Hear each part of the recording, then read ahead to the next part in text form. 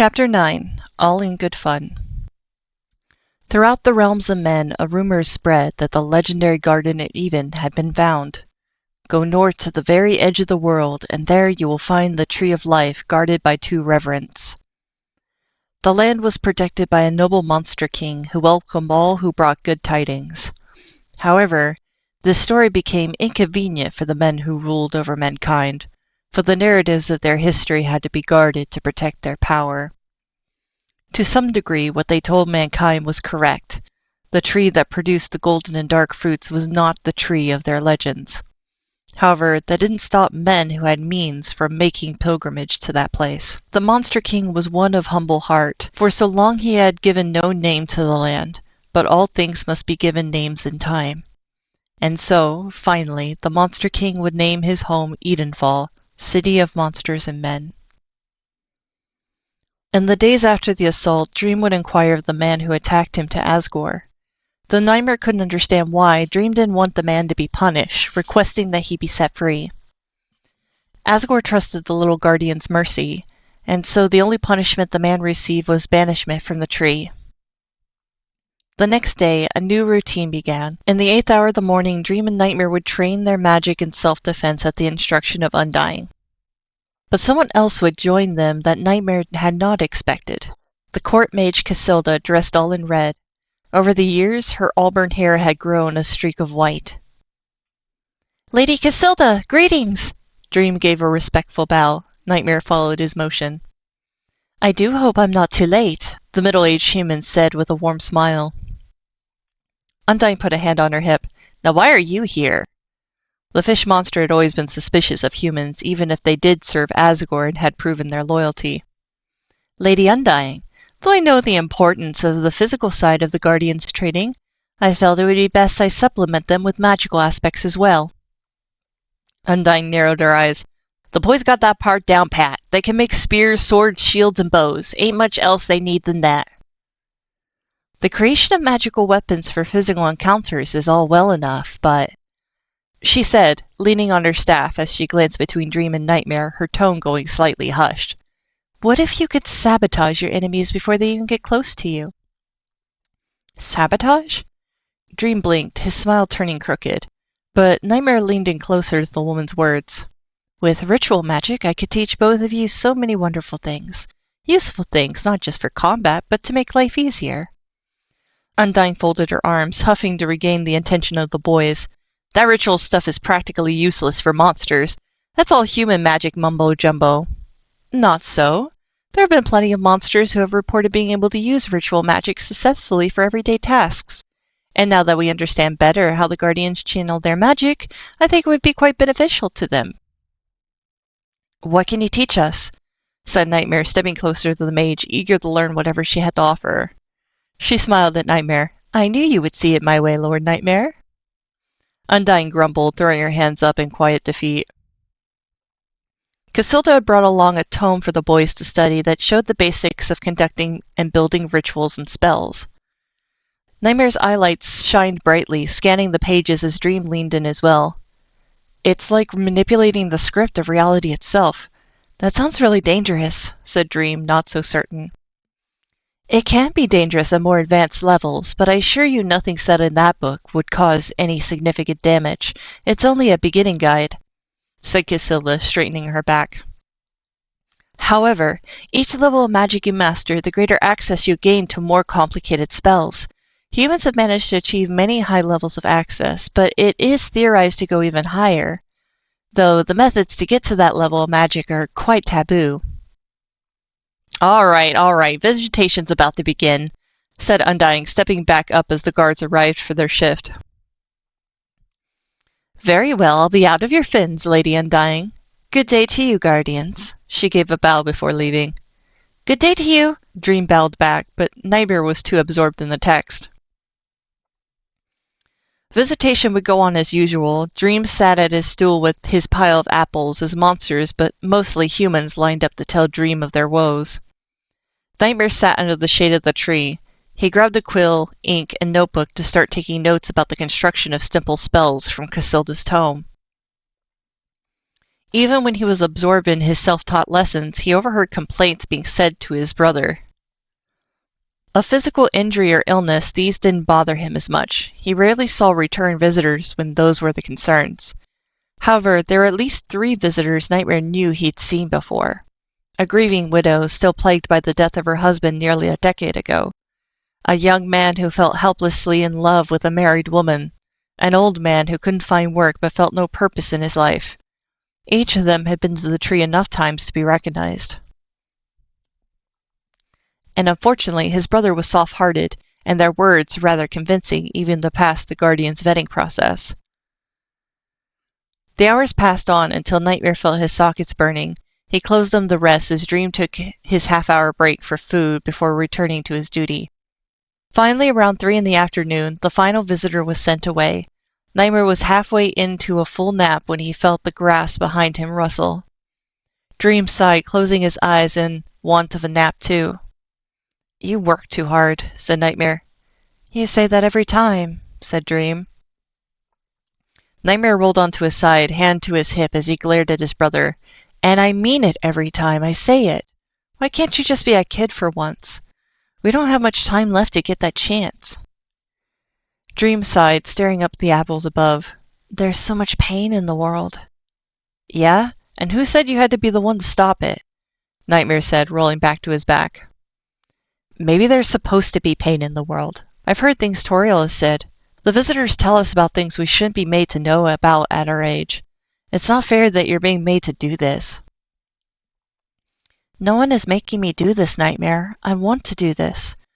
I could stop the visitors if I wanted to." Nightmare sat up, looking at Dream again. "Could you? Could you really stop them from coming if just for one day?" Dream sat up too. "Do you want me to? For one day I'd turn them away for you." "I don't want you to do it for me, Dream. I want you to do it for yourself. Ugh," he said, pulling some of the grass in frustration. Next to his hand, a dark apple lay in the grass. He picked it up, fiddling with it a moment.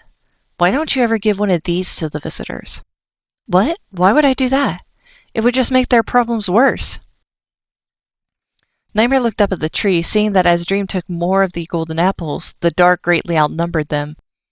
"They have to serve some purpose, don't they?" "Well, they absorb excess negative feelings from the world, right?" "Maybe people are supposed to have negative feelings.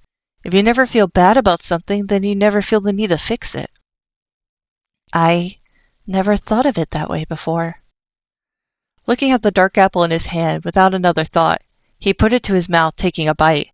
"Nightmare!" Dream lurched up on his knees towards him, but stopped. Locking eyes, Nightmare saw genuine fear in his brother's gaze. He continued to chew and swallow. The apple bite disappeared into his soul. It wasn't much, just a little sting of sadness that was easy to control. "They're not dangerous, Dream." "But everyone said—" Dream sat back down. His sinking shoulders showed how foolish he felt. "People say a lot of things, repeating words over and over until they assume them to be true. The dark apples only make you feel sad or angry, but everyone assumes no one would ever want to feel that way, so they just think they're poisonous." Nightmare took another bite, chewing and swallowed. It gave him a thought of anger at how stupid everyone can be about things like this, but again, he was able to suppress it. Dream took the apple from him, but not as gently as he might usually have. Something about it, Dream didn't want to see him eating any more of it. He must have seen the surprise in Nightmare's face as he looked away. He too fiddled a moment with the bitten apple, observing the lavender-colored meat of its interior. "It really isn't dangerous? You really think I should give these to the visitors who the golden apples haven't helped?"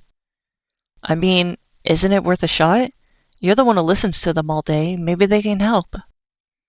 After a moment, Dream lifted the apple too. He hesitated, glancing at Nightmare. He too was surprised, but almost not believing Dream would do it.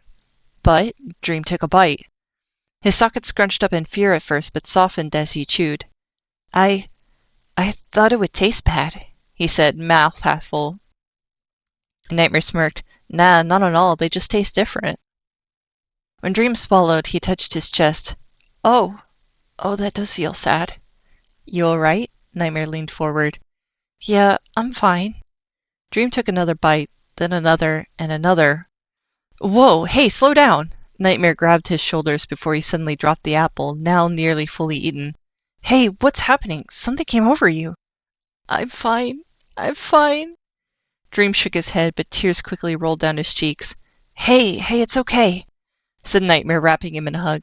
You shouldn't eat them that fast. Would you believe me if I said I was hungry? Then let's get real food, dork. Jeez, you almost scared me, he said, shaking his head as he stood, helping Dream up. Sorry, it just tasted pretty good, he said as his tears continued to flow. Nightmare shook his head but smiled, wiping away the tears. Let's get our cloaks and head down to Grilby's. We'll get a treat this time. Steaks, roasted potatoes, and some pudding. How does that sound? Sounds like a wonderful idea. It was still an hour or so until dusk. Cloaks on, and hand in hand, the twins headed back to the city. They knew the route to Grilby's well. When they were younger, they almost ate there too much, racking up quite a tab. Asgore insisted they learn how to cook some of their meals, if only to help the poor fire monster running the establishment from becoming their impromptu babysitter. They would receive several greetings from folks they passed. One girl did try to stop them to talk about issues about her family. Nightmare used his body to block between them and insisted the girl be on her way. They were nearly to Grilby's when Nightmare stopped, looking across the street. There stood another establishment they'd passed many times but paid no attention to. Tavern, read in bold letters above. Folks were entering through its swinging door. Energetic music radiated from inside, along with laughter and much merriment. What is it? Said Dream. Hey, let's go there instead, Nightmare said with a smile. What? No way, that place is for adults, Nightmare. Come on, live a little. Nightmare clutched his hand as they crossed the street. What if they kick us out? Dream held his hood. They won't, we're the tree guardians. Still, I thought you said we should be acting more like kids. This seems the opposite of that. As they got to the door, Nightmare wrapped his arm around Dream's back. I meant we should be having fun. Besides, I bet no one will even notice us coming in. With a mighty step, Nightmare pulled his brother into the tavern, their faces hit with the strong smell of liquor, smoke, and many bodies filling the establishment. 3 monster ladies were dancing on stage with full band playing music. 3 more notes were played before the music went to abrupt silence. It's the Apple Twins! Someone squealed, and with it, all conversation died within seconds. No one will even notice, Dream grumbled, shooting Nightmare a look. Nightmare shrugged and rubbed his head. Aren't you kiddos a little young to be in here? Said a fish monster dressed in armor who definitely wasn't undying. In fact, Nightmare didn't recognize them at all. Looks like it. A tall monster stepped over with the biggest arms the boys had ever seen, pink skin, pointed ears, and an equally impressive jawline. Dream stepped behind Nightmare, gripping both his arms. You're right. Beg your pardon. We made a mistake. Now hold on there, said another monster, hopping away from the bar. As he strolled over, little bells jingled on his colorful outfit. A wide-brimmed feathered hat adorned his head, and a lute hung strapped to his back. Eyes were shadowed over, but with a charming grin, his face seemed to be some sort of star shape. No decent establishment in this town could turn away the tree guardians. After all, we owe our prosperity to these 2 fellas. Boss, you really think we should let kids hang out here? Said another monster, a squirrel girl hanging out by the bar. Come on now, one night shouldn't be a problem. What do you say, Dina? The star bard asked the bartender. A monster woman who looked somewhat feline worked the bar, orange fur, her neck adorned by 3 live green snakes. Should be a problem for one night, so long as everyone minds their manners and there'll be no adult use for them. Nightmare rolled his eyes. Please, we're not toddlers. We know what alcohol is. And don't start any trouble. The last thing I need is a visit from King Fluffy Buns himself. We won't be any trouble, ma'am. Dream gave an apologetic bow, sweat beading on his skull. Edward, mind showing our new friends to their seats and make 'em comfortable, said the bard. Oh, by the way, the name's Northstar. Good to meet you. Dream started to say when the giant pink monster swooped both boys in an arm, throwing them over his shoulders. Hey, what the hell? Unhand us! Nightmare shouted, but his protest was drowned out by the roaring laughter of the patrons and the music picking back up. In seconds, a pair of monsters were chased out of their seats before Edward plopped both boys in stools, swinging them around to face the bar.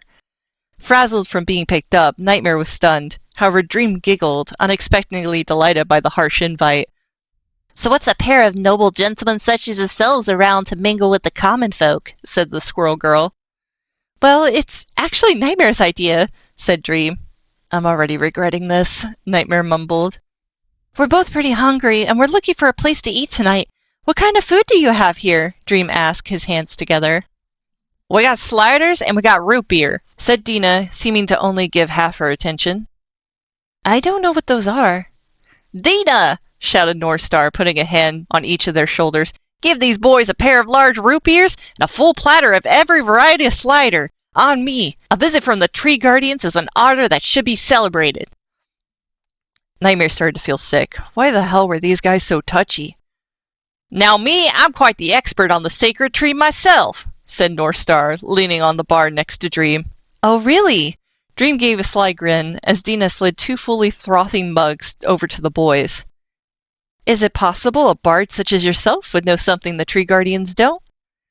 "I bet you never heard this one," he said, tipping his hat before swinging his lute in front of him, giving it a strum. "The humans speak of a legend, great and terrible, dun dun dun, that any monster who dares eat 999 of the sacred fruit all at once, da da da, shall become the ultimate slime king, dun dun dun. And they will have ultimate power, dun dun dun, of turning one person to stone, dun dun dun." North Star's little posse surrounded him and gave many oohs, seeming rather impressed. The twins less so. "Wait, why only one person you can turn to stone?" said Nightmare. "Why 999? How would you even do that?" said Dream. "Like, do you have to eat them all at once, or is it accumulative? Does it matter if it's the dark or the golden? Wait, why slime?" The bard paused, searching his little starry head for the answers. "Heh, guess it is kinda silly. The humans do sure come up with crazy legends. Maybe you could test it out sometime with a monster who really wants to be slime. I also heard a version where it turned you into an octopus. Maybe that's for a monster who needs some extra arms." The idea of letting anyone eat that many apples just for a dumb theory seemed ridiculous. But before Nightmare could say anything, trays full of tiny sandwiches flew in front of them. Both of them were ravenously hungry, and didn't think twice about grabbing one each to bite into. "Thank you," Dream chirped with his mouth full. "Oh, what's that?" Nightmare felt it too, a burning stinging sensation in his mouth. "Them's the feisty sliders, kiddos. Hot sauce."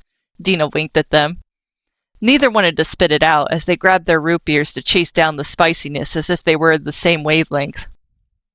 "Good stuff, ain't it?" said North Star. "You get used to it, even get to enjoy it." The night would carry on as Dream and Nightmare continued eating, despite the kick the food gave back. Folks surrounded them, asking many questions about their lives in the tree and sorting out whatever recent rumors about their powers were going about. One of the patrons, a young human woman, would work up the nerve to ask Dream for a dance. "Oh, of course! I've been practicing." "Dream, we've been practicing ballroom dancing, not, Nightmare said, but in a second his brother was whisked away into the dancing crowd. "Don't be a party pooper, dance with me," said the fish monster from earlier, who introduced himself as Moray. "No, Nightmare took a breath. He'd be a hypocrite not having fun when he insisted the Dream should. "Yes, okay, let's dance." "All right, show me what you got," they said, nearly sweeping him from his seat. The dance floor felt like a giant drum beneath them, every foot pounding at once to the rhythm of the music. Nightmare struggled at first, trying to look at anyone around them to figure out how to step, but it was all too much chaos. "Come on, Nighty, no one here is trying to impress anyone," said Moray. "You gotta feel the music in your bones." They heard Dream laughing, being swung around behind them by a new dancing partner. He gave a nervous chuckle, just trying his best not to trip over anyone. Eventually, Dream broke away to take Nightmare's hands, the brothers dancing together. "I'm having so much fun! This is the best suggestion ever!" he roared. That was enough to bring a smile to Nightmare's face, his nerves relaxing, allowing him to finally move to the rhythm. "Big circle now, y'all, let's go!" North Star cried out, playing his lute as he leapt onto the stage. In moments, monsters and humans were linking hands into giant circles, each looping around the other and moving in opposite directions. Despite how fun it was, there was something altogether divine about it. Nightmare felt the rush of energy and magic, all their souls linked together and beating as one. As their circle turned direction, he looked at Dream, whose gaze was fixed on the movement ahead, face full of bliss. Nightmare wondered, was this how his brother felt about other people? Was this what it was like to be connected to them, to share in one's joys and one's burdens? Nightmare felt it all swelling up inside his skull as he allowed whatever to happen, happen. The twins danced nearly into midnight, their legs hurt and they'd run out of breath to keep their wits. As the patrons shuffled out, the twins also made their way back home. The bright moonlight guided their way, as Dream clung to Nightmare's arm, his head on his shoulder. They strolled slowly, both exhausted from the evening's activities, and passed the first 2 sentry stations, Nightmare giving a wave to the guards. "Maybe someday both of us will run away from this place," Dream mumbled. "We'll sail the 7 seas, see the world, and become pirates." Nightmare smirked. "You? A pirate? Never." Dream lifted his head. "How come? I think I'd make a good pirate." "Pirates steal things, Dreams, and they often kill people they're stealing from, too." "Well, I wouldn't be that kind of pirate. I would take on noble quests and save distant kingdoms from ruin and rescue damsels in distress. That sort of pirate." "I don't think that's a pirate at all." "Come on, indulge me," he said, picking up a fallen stick with his foot. He swung it about like a sword. "I spent so much time talking about distant places, but I'm afraid I'll never get to see them." "Why's that?" Nightmare tilted his head. "Remember? Last time I was away from the tree for a long time, I got sick," he said, swinging the stick harder. Nightmare sensed frustration in the tone of his voice. "That happened a long time ago. We don't know if that'll happen again. I didn't get sick, so maybe it was just a fluke." Nightmare rubbed his chin. "Besides, you don't get sick during winter when the tree is dormant. Maybe then we could take a trip." "Really?" Dream turned, his sockets wide. "You think Asgore and Toriel would let us?" "Maybe. We should ask," Nightmare shrugged. Dream's smile widened as his shoulders lifted. He burst into laughter. "Nightmare, we should! We should! This winter, let's go somewhere warm and to the beach. We could see real pirates. Ah!" As he spoke, he swung wide his hands, the stick slipping from his grip as it flew hard between 2 of the trees. The stick struck something alive, causing a ruckus and the rustling of feathers. A second later, a great horned owl flew out from the trees, its claws aimed for Dream's face, tackling him to the ground. The boy let out a shrill scream, piercing through Nightmare's skull. He didn't have time to think of the scratches forming on his face.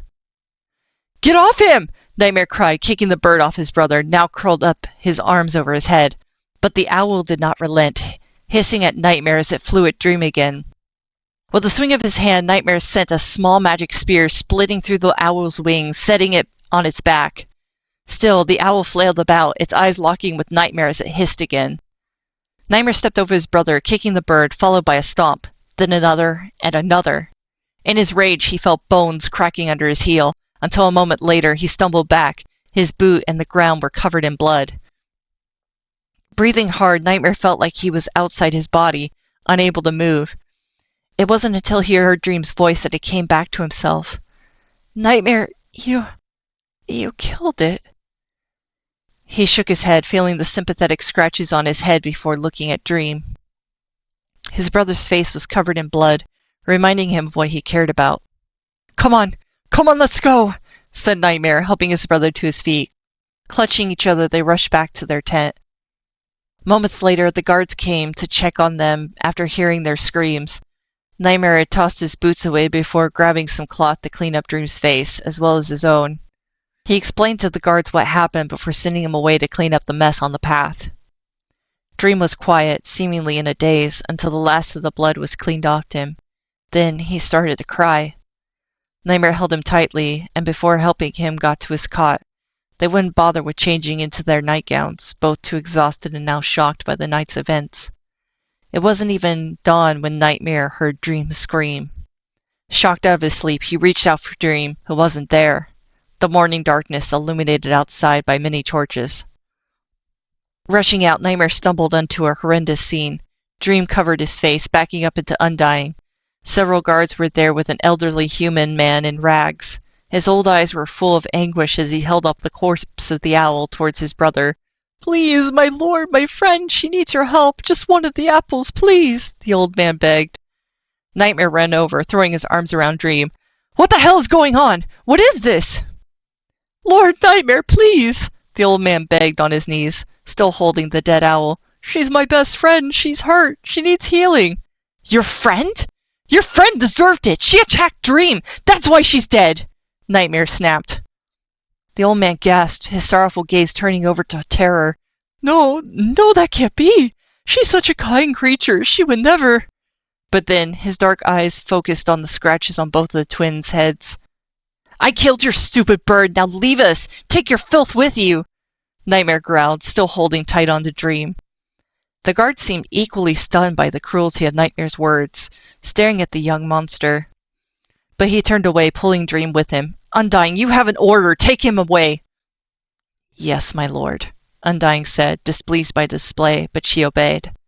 With the guards around him, the old man wept, clutching his dead friend to his chest, escorted away from the tree. "It's my fault. It's all my fault," Dream mumbled over and over, his body shaking. "It's not your fault. It was an accident." Dream couldn't go back to sleep. Neither could Nightmare. He fixed them both some tea and toast before reading to Dream from the book he borrowed from Birdley. It was an hour past dawn before Dream finally passed out. Undying came to check on them. But as she must have suspected, Nightmare told her to cancel all visitations for the day. She asked if Dream was all right, but didn't say anything about Nightmare's behavior. Still, he could sense it, how she looked at him in disappointment. In the days to come, the twins tried to put the incident behind them. Toriel would come to see them, asking about what happened. I'm fine. It was an accident," said Dream, as Toriel checked that he was fully healed. Nightmare's own mind lingered on that night for many days. He remembered Dream's words. "You killed it." He wondered if his brother was more upset by the owl being dead, or if it was because Nightmare had done the deed. The blood on his boot was difficult to clean off, slightly tarnishing the silver of his heel. He told himself it was fine, no one would notice. In the following weeks, their birthday would come to pass. Chris returned home from their studies, and the twins were able to visit with all their old friends. Despite that, Nightmare didn't remember it too well. He kept thinking to himself how they were all moving on with their lives, and how Dream was already making new friends, who were not his friends. He didn't have any friends, not really. Even Birdley became distant, insisting he couldn't chat about science stuff with him all day. But everywhere Nightmare looked, to anyone he sought company, a question lingered in his mind. Did they know? Did they know that he killed that owl? Did they know that the words he spoke in anger to the old man? Maybe it was just his paranoia. Maybe he just wasn't a people person like Dream.